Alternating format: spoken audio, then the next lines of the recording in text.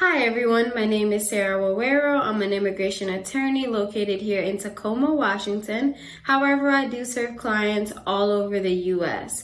I wanted to hop on here and make a video about the continuous residency requirement because I've been getting a few questions about it, and I thought it would be better to make a video rather than my usual immigration Q&A post. Now, before I even get to the continuous residency requirement, I did want to clarify that the physical presence requirement is different. And to show the USCIS that you've satisfied the physical presence requirement, you must have physically lived in the US for at least half of the 5 years that you've been a green card holder, which is about 913 days or roughly 2.5 years.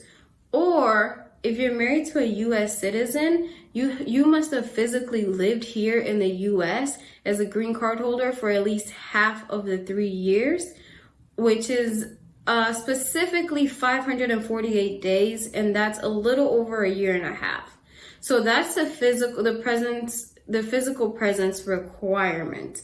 Now, for the continuous residence requirement, you must have continuously lived in the US for at least 5 years, for at least 5 years, or if you're married to a US citizen for at least 3 years, and you must maintain your dwelling. So this means that you did not take any trips outside of the US that lasted 6 months or longer during those 3 or 5 years as a green card holder.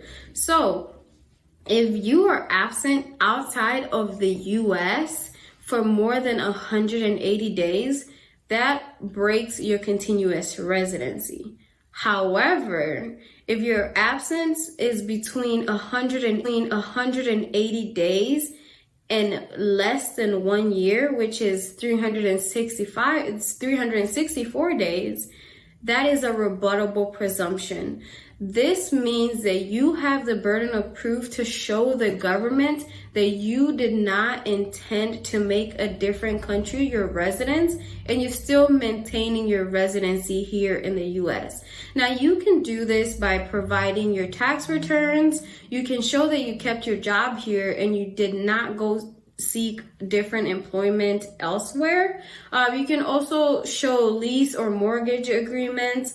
And if you have children, you may be able to also show their school records that they were still attending school here. And that's a way of showing that, you're still maintaining your residency here in the US, even if you were gone outside of the US for more than 180 days.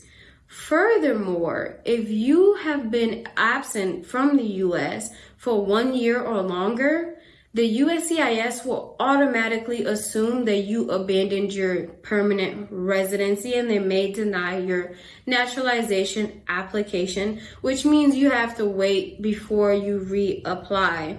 Now, if you waited 5 years before to apply, that means this time around you have to wait 4 years and 1 day to reapply from your last trip. Now, if you are married to a US citizen and you waited 3 years last time to start your naturalization process, then you have to wait 2 years and 1 day from your last trip. Now, there is an exception, but not everyone qualifies for this exception. And you can fill out the form N-470 to preserve your residency. And essentially, this allows you to preserve your residency and maintain your residency here in the US, even if you're outside of the US for more than 1 year. And this is usually given to someone who's outside of the US working, and it must be a government approved job. That's why I said before that not everyone may qualify for this exception. So that is the continuous residency requirement in short. If you have any questions about your naturalization process or about your immigration process, we're here to help you out. So you can call me at 253-332-9193. I hope that helps you a little bit, and have a great week.